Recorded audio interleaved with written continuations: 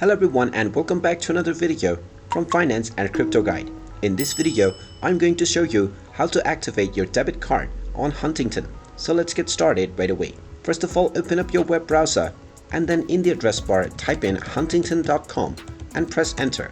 You will then be taken into the official Huntington website from which you can proceed with activating your account after logging in. If you want further instructions, you can also click on the Learn option, and underneath Checking Basics, you will be able to find the information on activating your debit card. You can also proceed with logging into your account right from the homepage by entering your credentials like your username and your password, and after entering both of these you can click on the login button and you will also find the Activate Debit Card option after you log into your account.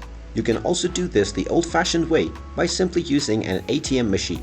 And there you have it. That is how you can proceed with activating your debit card on the Huntington Bank website or application. If you find this video helpful, make sure you hit that like button and subscribe to our channel if you haven't done so already. Also ring that notification bell to never miss another update from us. Thank you for watching and I will see you again in the next video.